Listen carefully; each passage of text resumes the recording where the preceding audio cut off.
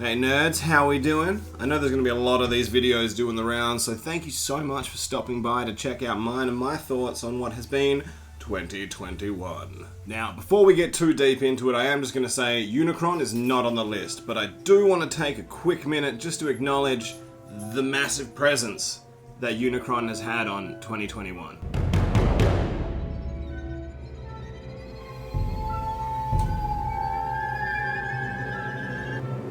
All hail Unicron. On with the show.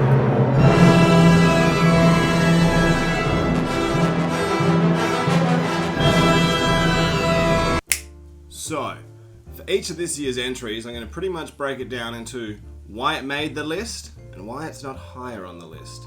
And so let's have some fun on the way to number one, shall we? For this spot on the list, we've got Beast Wars Dinobot. He makes the cut because the other entries that we've had so far for Dinobot don't really do that show model justice. This, in so many ways, is so close to perfect. That head sculpt is incredible, like a lot of his surface detailing and stuff looks amazing. Why he's not higher on the list for me? The pink sword, I know, I get what they were doing, but it doesn't really work for me. I think that would have looked so much cooler silver. And then also, given kind of like how hulking he actually was in the show, I find I have a hard time getting past how thin his arms are. And the fact that there's not really any reason why they had to be that thin, right? Don't you reckon with the arms being as thin as they are, it kind of looks a little bit then like his head is too big for his body? He's like a reverse gestalt. He's got all the right ingredients, but the sum of his parts kind of don't add up to a whole. 10. Our next spot on the list goes to a figure that had some real wow factor, some real oomph to it. Beast Wars Megatron. I love this figure. It is on the list because it really is phenomenal. Just to look at it, it's hard to imagine a better mainline version of Beast Wars Megatron.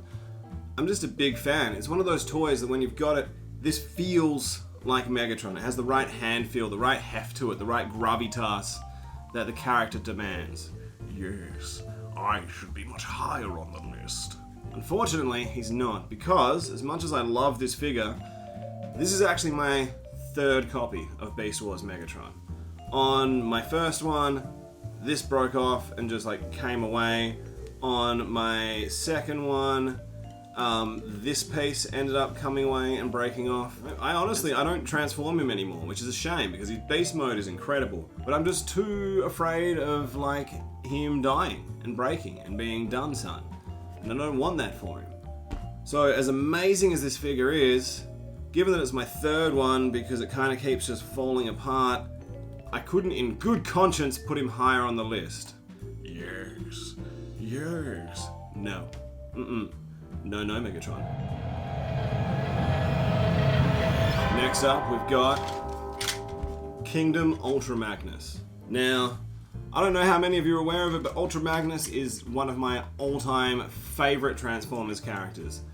I love the Masterpiece version that I've got up there. I like the Siege version. Basically, I have every Ultra Magnus that they've done a version of, with the exception of Ultra Mammoth. So I really wish that I could have put him higher on the list. But given that he's pretty much just like a remolded, reimagined version of the Siege mold, they kind of didn't do enough different with it for me. And then the reason he kind of didn't end up higher is because they put those stupid little bits on there and lost him his waist swivel. Why would you do that? The idiocracy of it all annoys me enough that I can't play with him without thinking about it, so I couldn't put him higher on a list of my favorites because the no waist swivel just bugs the hell out of me. It was so unnecessary. Just put those bits on the other bit. The reason he's on the list though is because look at that head sculpt. He's got the aviators. You can just picture him saying that he doesn't have time for that right now. But Prime, I'm not worthy. I'm just a soldier. You are worthy, but just not worthy of being any higher on the list. I love this figure, but it was such a good year that I couldn't quite bring myself to put him higher. When he's so close to just doing what the Siege version does, this guy being a little bit worse than that version to play with, but cooler looking, makes me kind of annoyed at both of them. and so he's not any higher on the list. Deal with it. Now, don't get me wrong, with this next entry, I love this figure. I do, I really do. Especially because of what you can do with it. So, Nor definitely makes the list. He's on the list because this is probably like the most Sharkticon-y Sharkticon that we've had so far. Like, he's got the stoutness of the animation model. He just looks and feels more like Nor than Nor almost looks like when you see him on screen. Makes him realer than real. It's the real Nor deal. But then unfortunately, once he's into that Sharkticon mode, when you're looking at it like straight on, bang on, you're like, yeah, sweet, that's incredible. That's exactly what they look like. You know, when you have a look, it's not quite, but it is. It's like captured the spirit of it. It's like how Marvel movies don't follow what happens in the comics, but when you watch it, it still feels the way that that story felt when you read it in the first place, even though things unfold slightly differently. Fiddle-diddle-dee. I couldn't put him higher on the list because that shark mode's just no good. It's just not. Like, his arms are mounted too far forward, so that feels weird with the way they move. So they don't get sort of the articulation that you feel like they should. And those back legs end up being mounted so close to the tail that it's just too hard to imagine that functioning as a beast mode and just not looking ridiculous as it kind of flopped about. Like, surely it could barely hold up its own front end. Just punch that shark in its shark face. Next on the list, Kingdom Cyclonus. Now, I know that this figure is a triumph of Cyclonus-y, 86-y engineering and aesthetics. Like, there is no kibble there really that isn't also kind of like character model kibble, which is the dream, right?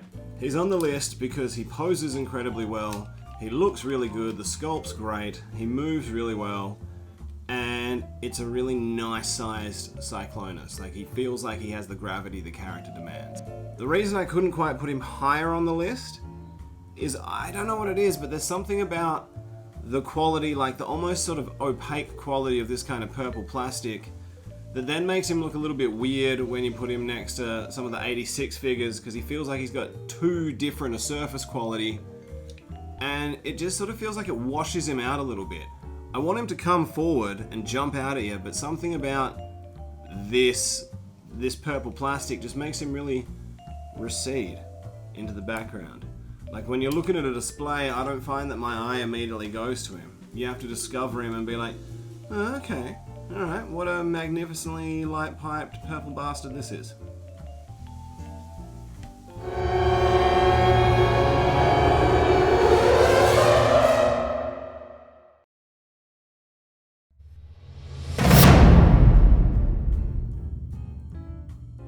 Now, I have a sneaking suspicion that this next entry is going to be a relatively contentious one, but I stand by it. I stand by this choice.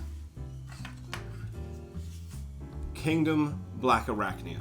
Now, before you just close that tab, hear me out. It is very difficult, I think, to imagine a better robot mode at this price point that still turns into anything that has any semblance to a spider. Like, from the underside it doesn't look great, but pretty well every beast mode on every figure ever is going to have certain angles where you're like, ah, that's a robot. I think the head sculpt is really crisp. They've done a great job of capturing like her show model physique. The articulation is pretty good. The reason I can't put her higher on the list, it does annoy me a little bit that it's not the gold limbs. I would have liked that. And I also really think she could have benefited from some of the extra paint apps on the shoulders and on the knees and things like that. It would have just brought some of the details and different pieces and stuff out of the sculpt a little bit more. But I do think that it would have been cooler to get some more forward motion on that leg, just to be able to throw out some more shapes. She is extremely poseable already as it is, but if she could get a little bit more forward motion, then you could do some even cooler Spider-Man-y stuff. But I just think this figure's fantastic. I honestly spent the first half of this year thinking that this figure was probably going to end up in #1 spot for this year. But it didn't, and I think that says a lot about what a great year it's been for Transformers. But that figure is Studio Series 86 Hot Rod. This figure goes on the list because it's another one of those 86 ones where it's like, this really does feel like it's just jumped off the screen. Like, I can't imagine a better hot rod figure than this one. Like, I honestly think it's better than the Masterpiece. I can't imagine anyone prefers the Masterpiece hot rod to this hot rod, and that was like, what, a quarter of the price or something? Whilst being small for his price point, he definitely packed in value for money with the obscene number of like movie reference gimmicks and actions and features and accessories that he had. You can fix your friends, you can be Billy the Kid in the Wild West, you can fire at a hole in the shuttle, you can do all manner of things. And most importantly, you can light our darkest hour. Now, the reason he's not higher on the list, as well as like a testimony to how good the next three figures were in my opinion, this hot rod was almost too perfect to blend in with the rest of your kind of Generations-y chug collection. It's like when you kind of, you know, used to try and use Masterpiece Sideswipe as your main chug sideswipe. It's like, it worked, but you could just tell he was a little bit different from everyone else. And he suffers from that. He's almost too good for his own good. But, like I said, this was very difficult not to put him higher. He spent a good 6 months being my #1 figure of the year. Just look at him. He really does have the touch.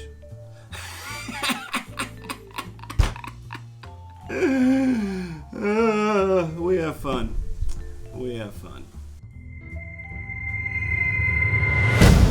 Now, just before we get to the top 3, I have a few honourable mentions that I just thought, whilst they didn't quite make the list, they were worth mentioning because they were still dope figures. So firstly, Studio Series Slug.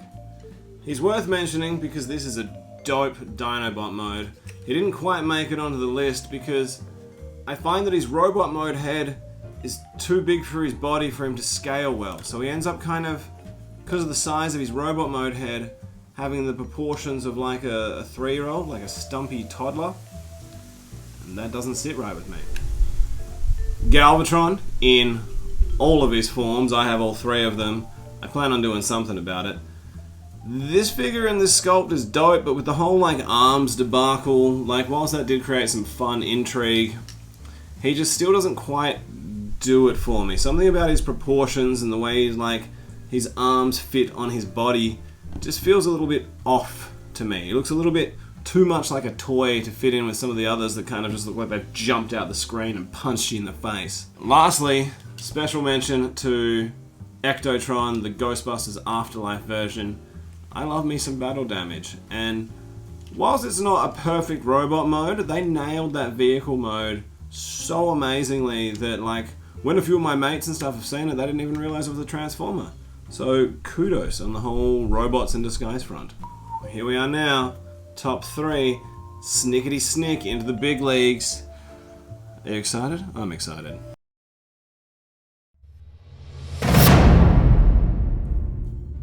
This figure is one that from the second I saw the first leaked images, I almost didn't dare to believe that it could be real. I've always wanted a figure version of this character. The only other really like kind of show accurate depiction of this character is more elusive than Duck's Teeth. Probably gives you a hint to who I may be talking about. Covert Agent Ravage.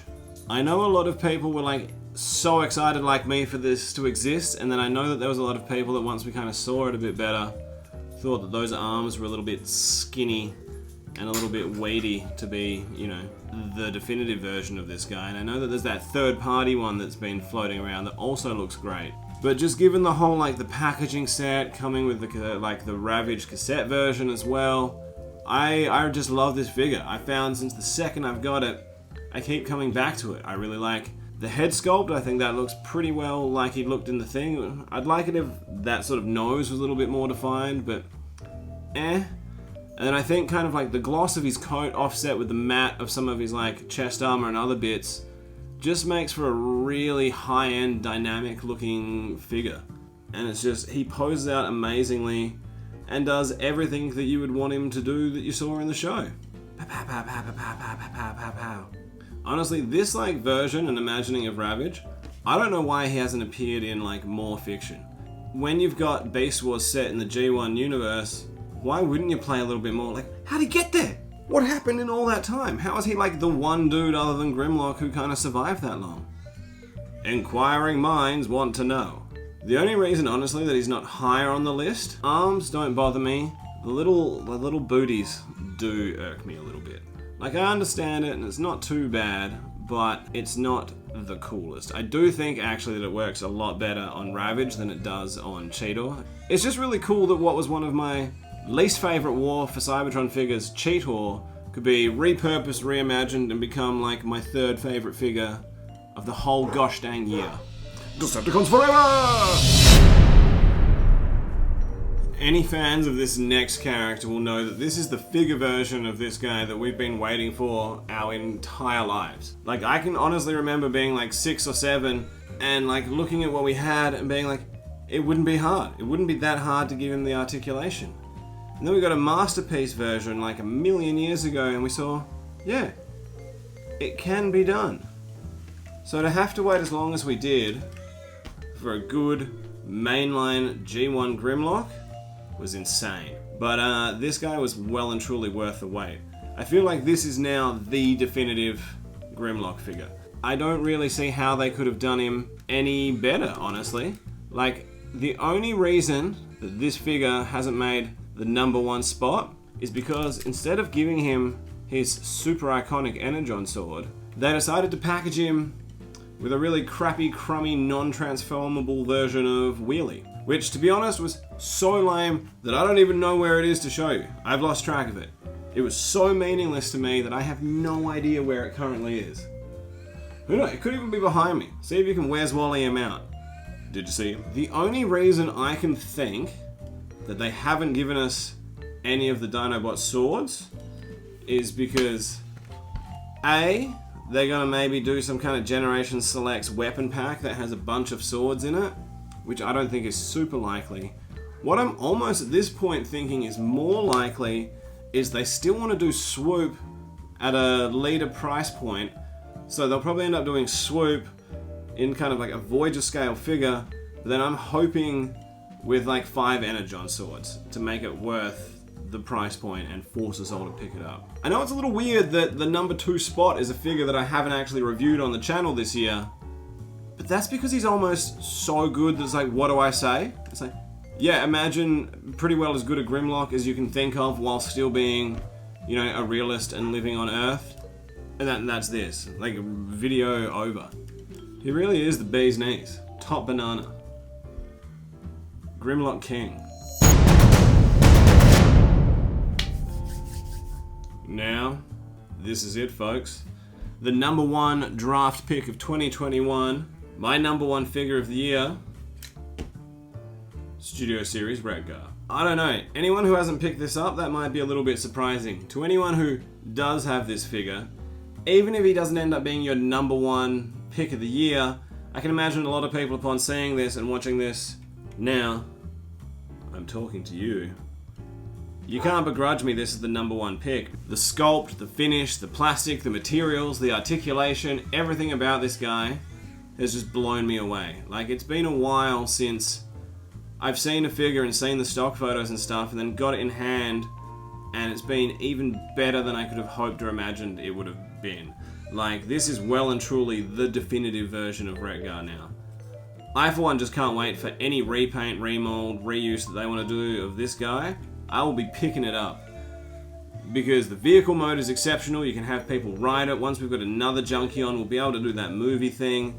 Hopefully they end up making a good army builder where this guy can be, you know, your junk commander. Like, I've actually done a video on this guy, so it's worth watching that if you want to have a more in-depth look at how much I love this guy. Imagine if every figure could be this. This is, I think, like the flagship figure of the 86 movie line. And that is why Redgar gets my #1 spot of 2021.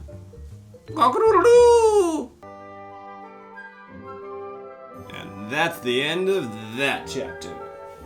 Thank you so much if you persevered to this point and have made it along with me. Be sure to let me know in the comments down below what you thought of my rankings, how it compares to yours, who got your #1 pick. I want to know. I love talking about this crap. Hit me up, let's get nerdy with it. To everyone who's supported the channel over the last year or so and liked and subscribed and comments and watches my videos, thank you all so much, it means the world to me.